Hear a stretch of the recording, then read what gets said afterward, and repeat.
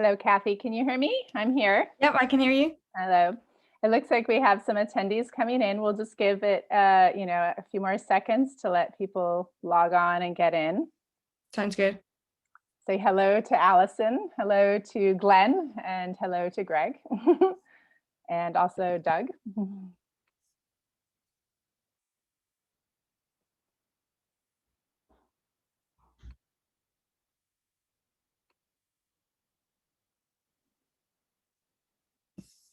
All right, perhaps we should get started. So everyone, welcome to Biodiversity Museum Day's live webinar series. We are happy to welcome back Dr. Kathy Darragh. She will be talking about her research that was part of her PhD work in Costa Rica on the most fascinating butterflies of the neotropics, the Heliconius. If you have a question, what we're doing in the webinar is using the Q&A button. So if you look at the bottom of your screen, you should see a Q&A and type in your question there, and Kathy will be able to see it, and she can answer it either typing back or she can answer it verbally during the webinar. So that's the best way to communicate with us. Also, this is the talk today, but we have 4 or 5 other talks happening for the rest of the month. So please go to the website, biodiversitymuseumday.ucdavis.edu, and check out the other fascinating live talks that are happening. In addition to the live talks, we have pre-recorded videos and activities that can also be found on the website. And in fact, Kathy went ahead and recorded this whole lecture in Spanish. So you can also view it on our website in Spanish if you're interested. All right, I'm going to pass this over to Kathy. Thank you for giving this talk. Hi, everyone. So yeah, as Tabitha said, I moved to Davis about a year ago to start my postdoc here. But I actually did my PhD in Cambridge working on Heliconius butterflies, and that's what I'm going to tell you about today. So first things first, where do Heliconius butterflies live? So as Tabitha mentioned, they're tropical. You can find them in a lot of Latin America. In particular, they live from the southern parts of the USA, so Texas, all the way through to southern Brazil. But when within these tropical countries, we find them in rainforests. So different species have different habitat preferences. Some Heliconius butterflies like to live deep in the rainforest in sort of primary forest environments. Others we can find more on the edge, the periphery, more disturbed habitats.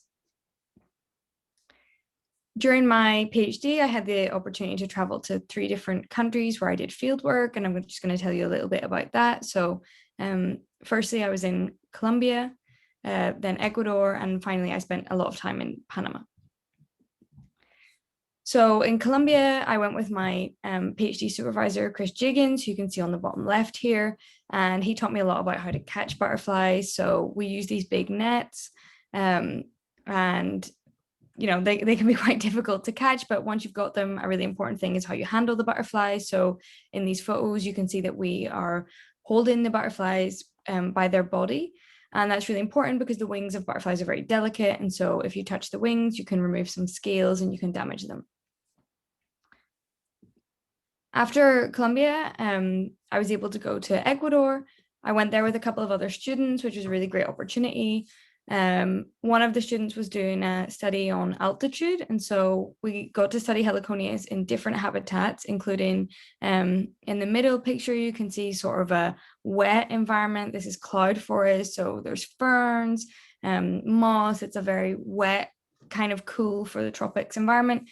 And then on the right, we can see a much more open habitat, and this is lower altitude, sort of disturbed kind of agricultural farmland. But really, I spent most of my PhD in Panama, and there's a really amazing institute, the Smithsonian Tropical Research Institute.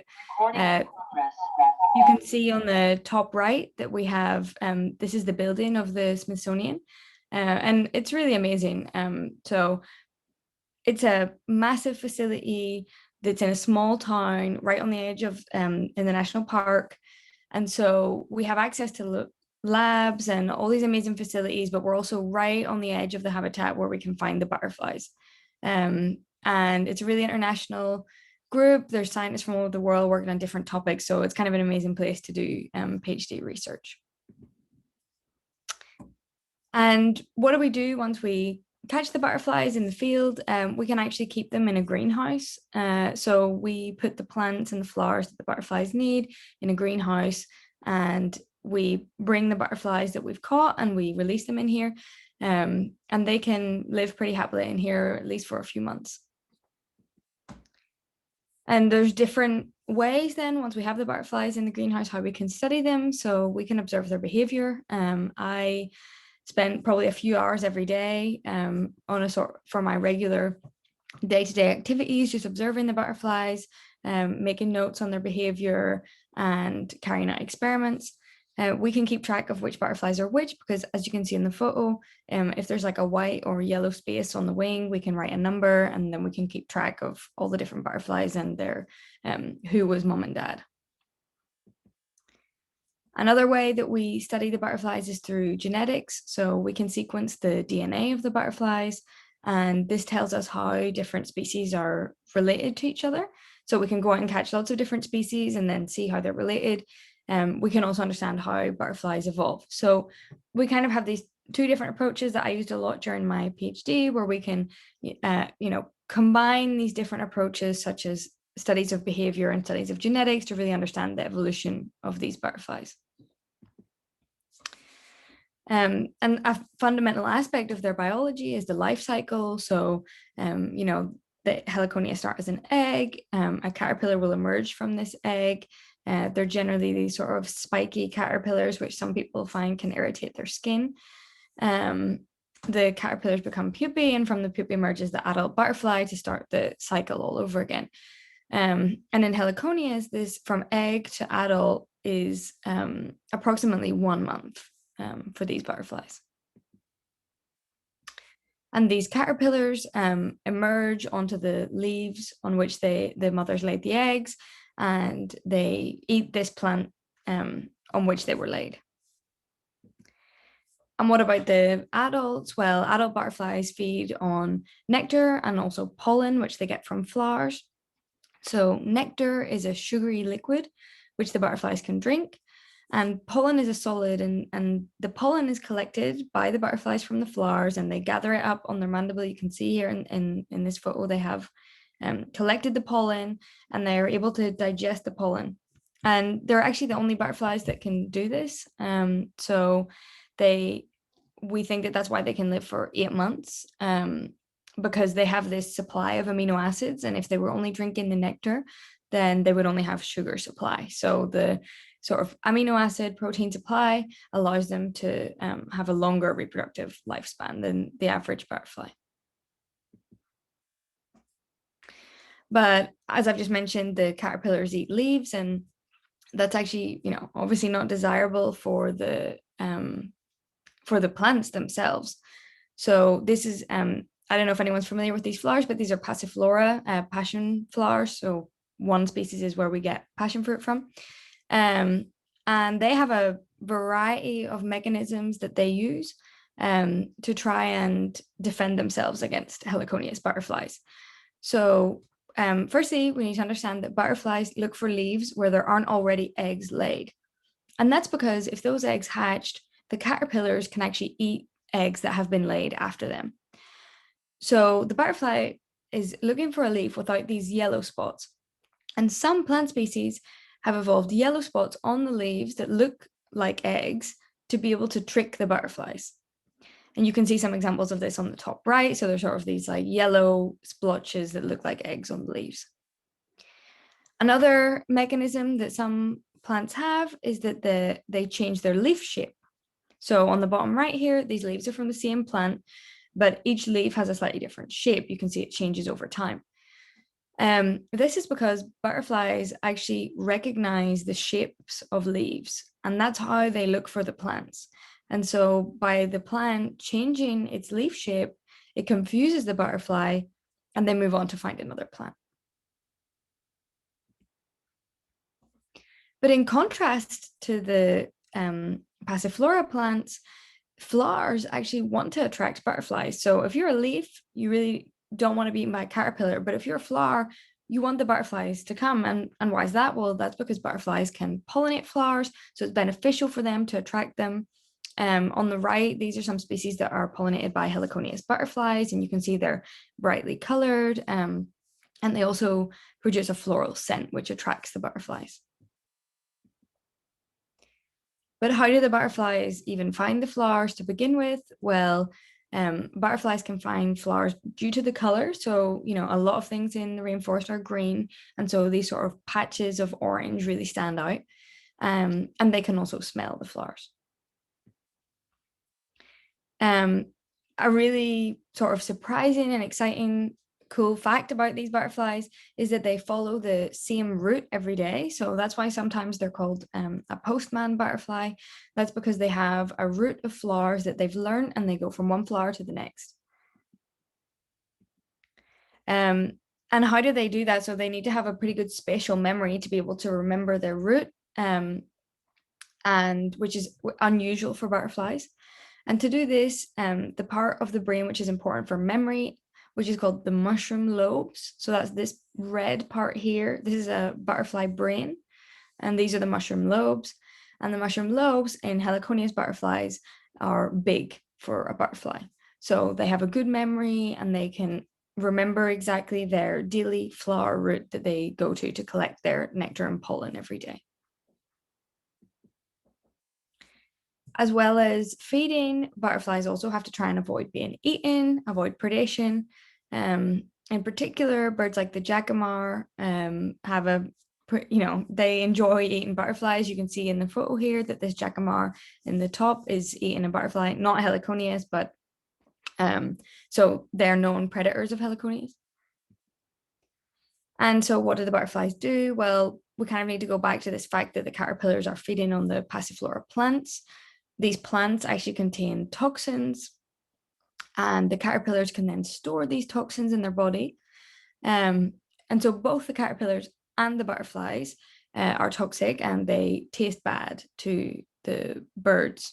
But how do the birds know? So the birds see that the butterfly has these bright colors, and these bright colors act as a warning signal to the birds that the butterfly tastes bad.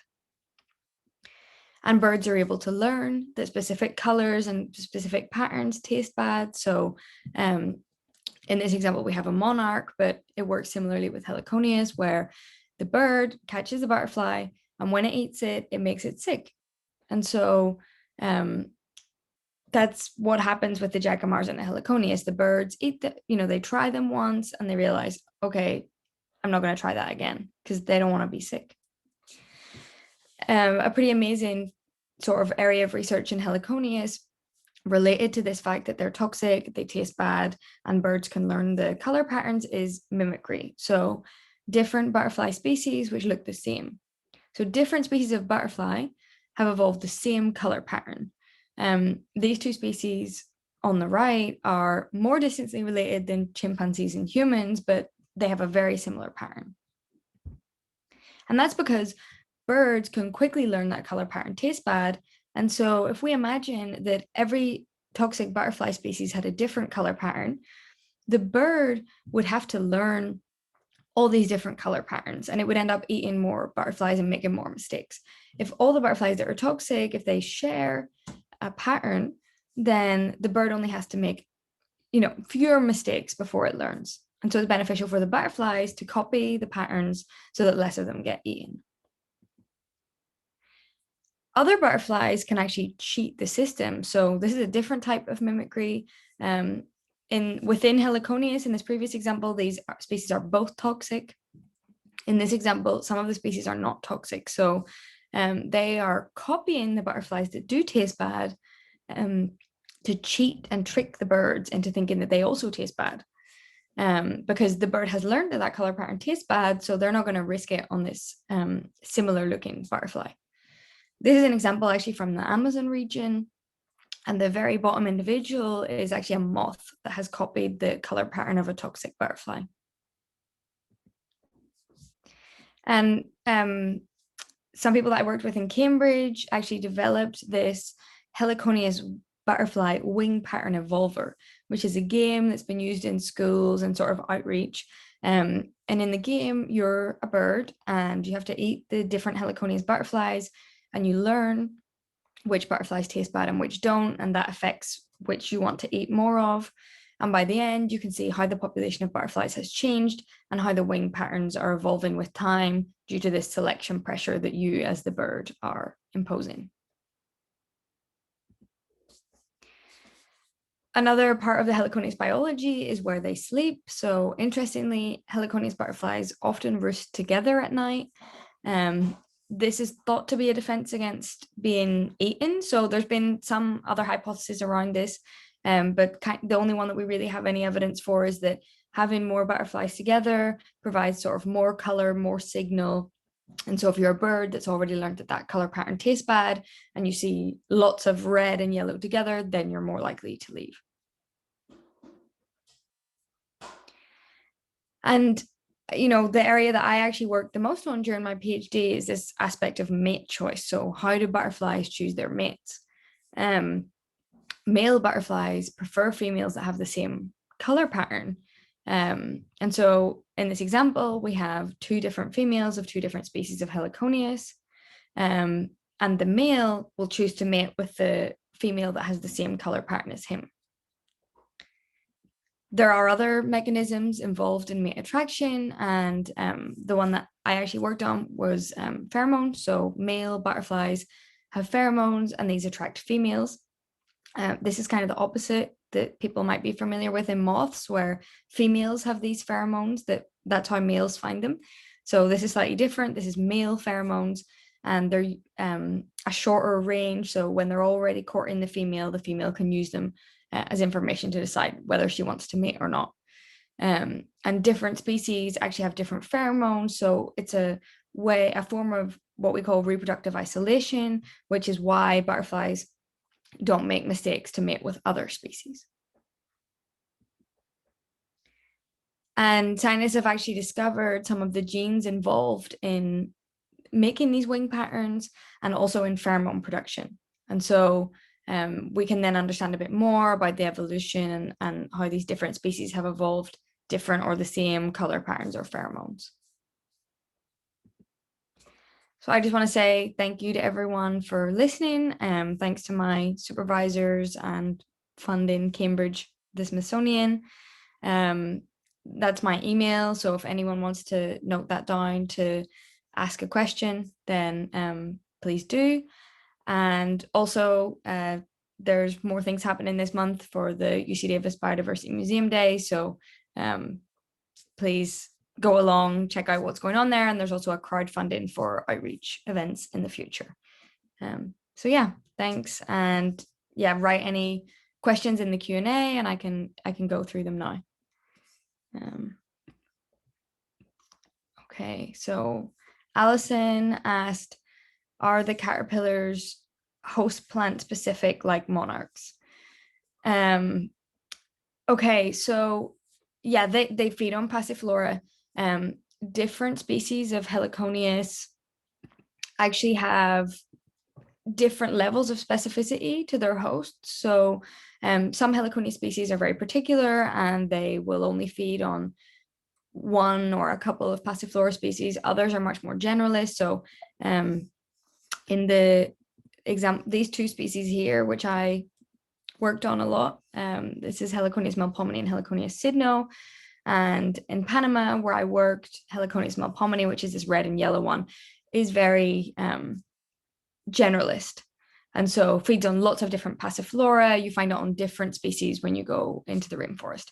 Heliconius sydno is much more restricted. And so they only want to lay on one or two different species. And so that definitely varies between the species of Heliconius, how restricted they are, but they're certainly all restricted to passiflora.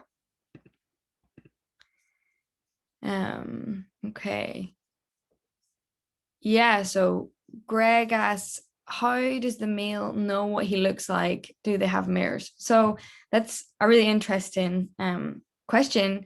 So there's been some experiments done on Heliconius kind of to understand this phenomenon. So the males don't know what they look like, and males knowing what they look like doesn't matter for their preference. So genetically, what you look like and who you prefer to mate with are different genes.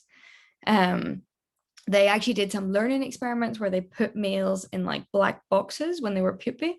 And so they are closed in the darkness and they never saw any other butterflies, and they still show a preference. And so, yeah, it's a genetic trait, the preference. What's interesting is that the preference for red, so if you're a male, the fact that you want to mate with a female that has red wings is actually very tightly linked genetically to having red wings. So males that, on the chromosome, the gene for sort of red preference and the gene for red wing are very closely connected. And so that means that in general, those traits stay together, even if there's some mixing with other species. And so species that have red wings prefer to mate with red.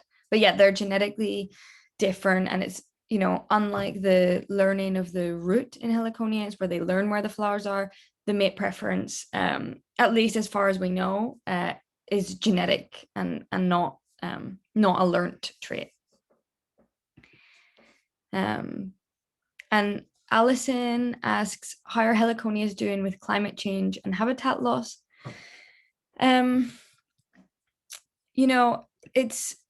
It's tough.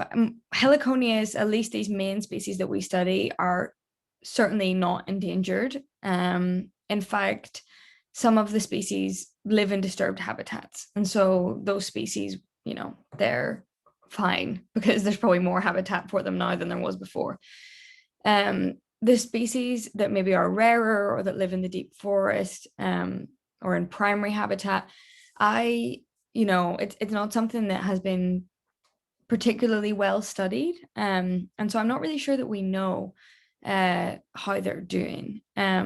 Certainly some Heliconias have a massive range. So, when I said like you find Heliconias from, Texas to Brazil, from, Mexico to Brazil, we find a species of Heliconias. So I think they, in a way have a pretty amazing ability to live in all these different climates, different altitudes, different amounts of rain, different habitats. So, I don't know, but maybe they're relatively well set up compared to other butterflies, and certainly passifloras aren't endangered either. So yeah, I think maybe more habitat loss being the issue than climate change, in the sense that maybe if they can go to different climates, they could migrate. But of course, habitat loss is affecting everywhere.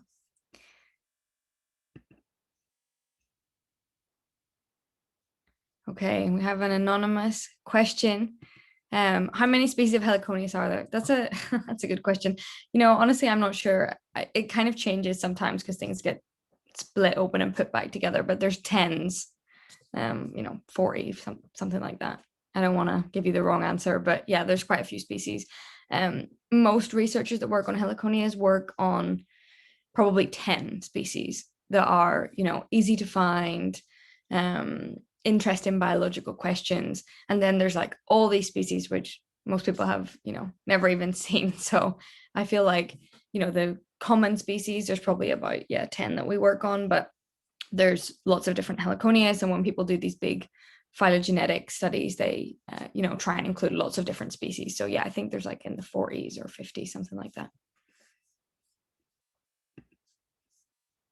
Okay, maybe that's all the questions that we have. If anyone else, I'll put my email back up, and if anyone else has a question that they would prefer just answered by email, then feel free to send me a message. And yeah, if not, then thank you for attending, and it was great to get some good questions. All right, I'm going to jump in. Thank you very much, Kathy, for this wonderful talk. This was recorded, and we will get it up on the website by the end of the month. Okay. Thank you, everyone. Great. Bye now.